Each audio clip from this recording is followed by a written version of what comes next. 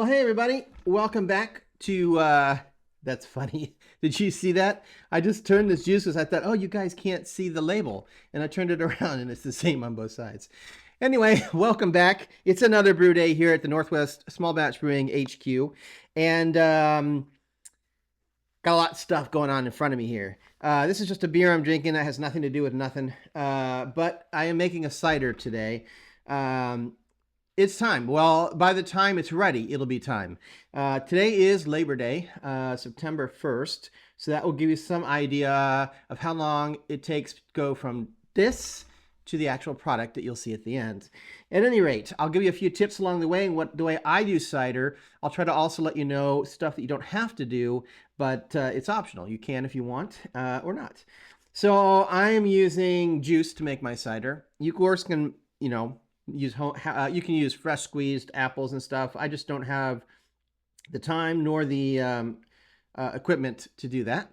And so I'm going to go with this. So you want to try to get juice that doesn't have any preservatives in it. This has nothing but, it says water, apple juice, and absorbic acid, which is just vitamin C. That's it. It is pasteurized, so we know that it is sterile inside this bottle. That's going to be important here in a bit. This is going to be a vanilla. I have some vanilla beans here, which I can smell all through right through this bag. It's crazy how strong these are. I just got these off of Amazon, to be honest with you. I would get them from the brew store, but I wanted to get them here sooner. These are just Madagascar vanilla beans. Yeah. At any rate. And then I've got hibiscus. So I have brewed with hibiscus before. These are dried hibiscus. It's food grade.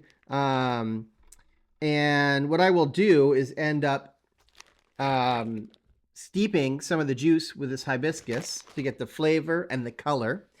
And then I will make the juice. Now, I should tell you, to make the juice, we need a gravity reading of the juice itself to start with, so we can figure out how much extra sugar we need to add. Here's your first tip. If you've been watching my channel, you've seen my hot tip recently, which is keep it at 5% or less if you can, because ciders tend to get a little wonky, homebrewed ciders anyway, over 5%. It takes a lot longer for them to age out if you do a higher ABV, because you get some, I don't know how to describe it, but there is a flavor that is not pleasant on most homebrewed ciders if they're over 5%. And that's not a hard number, I'm just saying. Or they haven't been aged long enough. So basically what's going to happen is I'm going to put half a vanilla bean in each bottle. This is only going to make about 20 bottles. Because I'm doing about 2 gallons here worth. This is a gallon, right? So yeah, let's get started. All right. So if it seems like I'm rushing through this, by the way, it is really hot here. I don't have air conditioning and it is hot, hot, hot. So anyway, I took a gravity reading of the juice, 1047 with no sugar or anything. So somehow I managed to grab the sweetest, most sugar-filled apple juice in the store or something. Because with no sugar added, if I ferment it with just the juice, it's going to come out to about 6% or 6.1%, which is higher than I want. Now, I could water it down. That is one solution. I could water it down a bit. But for 1% ABV, I'm just not going to bother. I'm going to leave it with the way it is and not add any sugar at all. So that's kind of nice. Now, if you did want to add sugar and want to know how much to add, my basic formula is for every pound of sugar that you add per gallon of juice, it will raise your gravity 0.046 points, or 1046 basically is the gravity of 1 pound of sugar in 1 gallon. So you got to do the ratio and the math, but that is how you calculate how much sugar to add, depending on what ABV you want. All right, I'm starting to sweat like crazy. It's so hot in here. I have it simmering right now. I'll show you a picture, and I'm just going to strain out the hibiscus, and then I'm going to add the rest of the juice. That'll help cool it down. I'm going to throw it in my freezer fermenter chamber to chill it down to 65 before I pitch some yeast.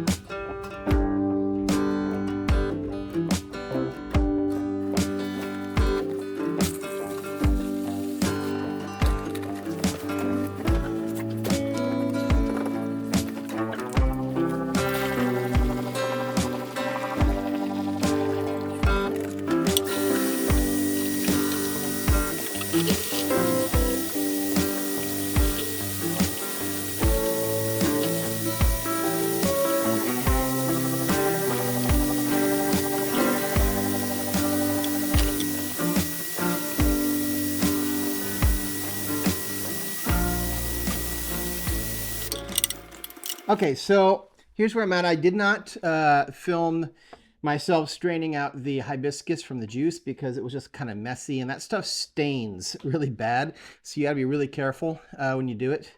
So I did not get that on camera, but you'll see basically what I did is I took a anvil fermenter that's way too big for the needs of this small batch, but I didn't have anything smaller to use really, or I would have had to split it into 2 different fermenters, which I didn't want to do. Anyway, you can see from the color of it, it's quite purple from the hibiscus, which is fantastic. I threw in some yeast nutrient. That'll help with fermentation. I probably should have doubled that considering it's juice and simple sugars. If you do this, I'd recommend using double the amount of normal nutrient that you would normally use. At any rate, it's at 80 degrees. That's how hot it is in my place right now. You probably can't see it, but whew, it is hot. So I've got it in my fermentation chamber. It's at 80 degrees. When it gets down to about 65, I will pitch the yeast, and then we wait.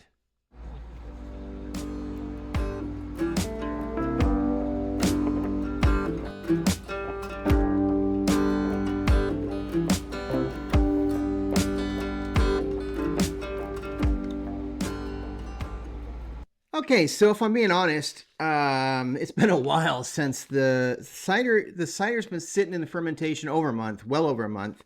I just have not had time to get to it. So here's where I'm at. I need to kill the yeast. Now there's 2 ways you could do it. You can pasteurize the cider, killing the yeast with heat, and then you can back sweeten. But in this case, I've got 2 gallons in a keg. I'm going to bottle it. Just heating it up, there's no easy way to do that. I would have to it would really be annoying to have to back sweeten each bottle and then try to pasteurize. Anyway, so I'm going to use a method I use with my plum beer, which is tonight I'm going to put in some potassium sorbate. So this is called Sorbistat K. It's just potassium sorbate. It says right on it, inhibits the reproduction of yeast, used to slow, halt, or prevent the yeast fermentation process. This is step 1, by the way. So on the package, it says use 1/2 to 3/4 of a gram per gallon of this potassium sorbate. Right. So the way I do it, because I'm not doing 5 gallons, I do 1/2 teaspoon per gallon.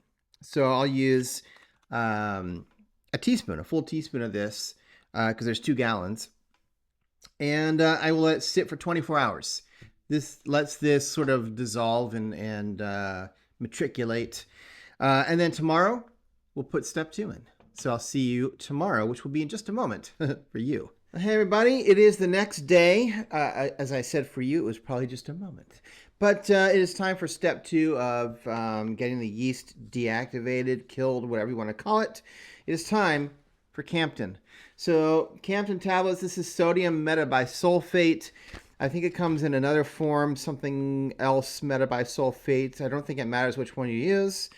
At any rate, they're these little tablets. I don't know if you can see them through the back of the bag, but basically it's 1 tablet per gallon of beer, right? So I've got 2 gallons of cider, so I'm going to crush up 2 tablets and put them in.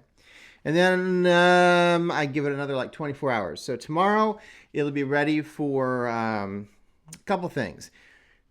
I'm going to be bottling right off of the keg. So, and I'm not going to transfer it because it's going to be difficult in the vessel. I don't have another vessel that's pressure fermented that's small enough for 2 gallons. So I'm just going to leave it the way it is and just try to bottle it right from where it is.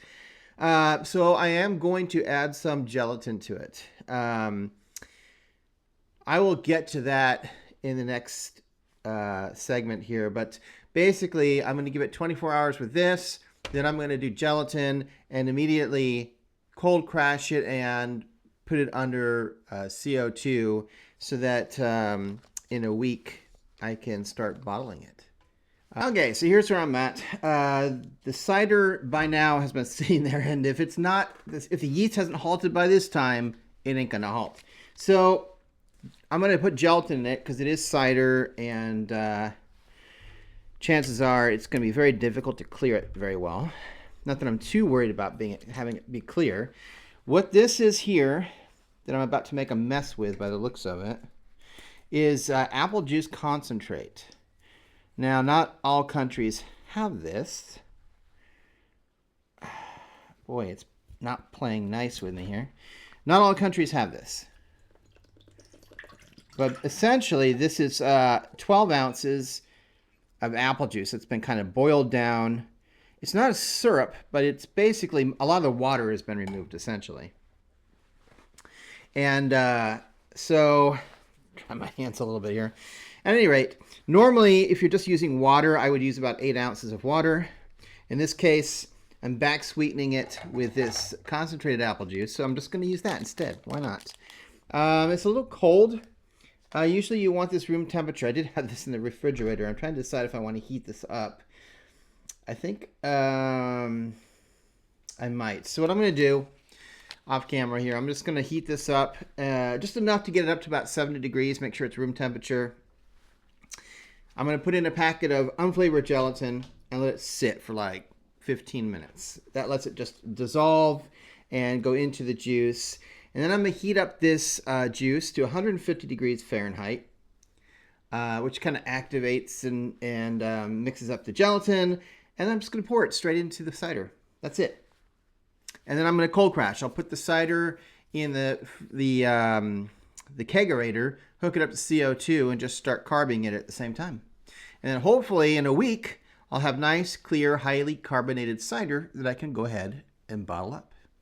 All right, so I have an update on the cider. So it's been probably a week and a half to 2 weeks in the carbonation, in the kegerator. I just haven't had a chance to get to it. So today I went to bottle it, and I'll take you through that, and I'm going to tell you a little bit of a boo-boo that I made.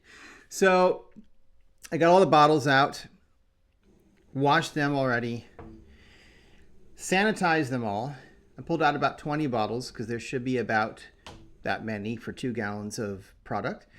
Sanitized them all with Star San. Got my bottle caps out for sanitizing. Got the capper out and lined them all up and got them ready. And then what I did is I basically took a quarter of a vanilla bean, split it in half to expose, the vanilla beans themselves. Popped that in the bottle. Now I had reservations. Probably I should have rinsed it first in whiskey, but I was afraid if I did that after I split it open, the vanilla beans would all fall out into the whiskey, and so I didn't want to do that. So I put that in the bottle, and then like I said, I'd already set the carbonation to about 20 psi, so it should be super highly carbonated. And so I started bottling up the cider, capping it. Everything was going great until I got to about 10 bottles, and then it kicked. The keg kicked. And I thought, well, this is bizarre. I made 2 gallons of cider. There should be another 10 bottles worth in here. Looked in the kegerator, and sure enough, it was empty. So after I started cleaning, I thought about it, and I realized, and I think this is not the first time I've done this. Well, let's look at my prior footage, shall we, and see if you can spot the mistake. Well, hey, everybody. Welcome back to... That's funny. Did you see that? I just turned this juice because I thought, oh, you guys can't see the label. And I turned it around, and it's the same on both sides. Anyway, welcome back. It's another brew day here at the Northwest Small Batch Brewing HQ. And got a lot of stuff going on in front of me here. So there we are. The evidence. The evidence. I did not use 2 gallons of apple juice, which is the problem.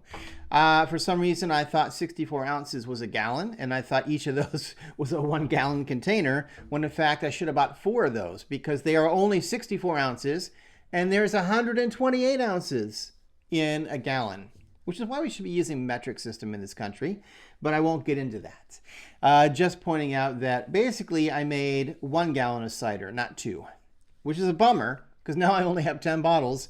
I'm going to drink one once it's ready to, see how it turned out. It'll be a little bit sweeter than I wanted because I back sweetened it based on 2 gallons, not 1 gallon. So that's fine. It'll just be sweeter than it should be. But I think it'll still be good. I did sample a little bit in the little cup that I'm going to use to take the ABV, and it tasted pretty good, so I think it'll be fine. So I'll be back. Let's see. Right now it is mid-October. I'm hoping like in a month and a half, I'll be back for the tasting, and I'm curious to see if that vanilla bean dissolves at all within the liquid. At any rate, I'll see you then. Well, everybody, you made it to the end. I'll be honest with you, it has been a while since I've visited this. I bottled this up and left it chilled for a few months now. And so there you go. I know it's around 6%. I think I can still see I can see the vanilla bean hanging out at the bottom of the bottle, as expected. Remember, I killed the yeast on this one. And, well, I didn't really kill it, but I stopped, the production of it. And I pumped up the carbonation on the tank to try to retain carbonation. So let's see if I get any carbonation from this. Little bit. I gotta be honest, not a lot. Beautiful red color, though. Oh, yeah. I love the color for that hibiscus. Okay. Smells amazing. Nice. Even has some head retention on it. Man, that looks amazing. Smells nice. A little fruity. I like the hibiscus. It's a nice addition to this. All right, let's take a taste. Oh, wow, that's really well carbonated. I was afraid it wouldn't be. That's good. That's good carbonated. Oh man.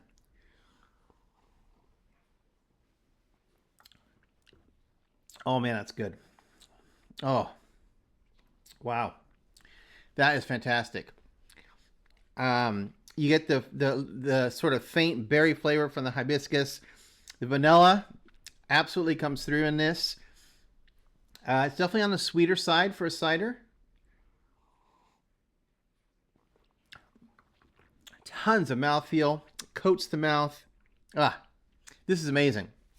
This is definitely going to be my go-to cider in the future. I only do it once a year, so I definitely will have to make a full 2 gallons next year when I do it. But man, that's fantastic. Hey, I'm going to try to get some of these out to some friends to try. If you want to make a cider, this one turned out good, I'm telling you. I'll be back in another week with another video of some sort. Until then, I believe this is posting.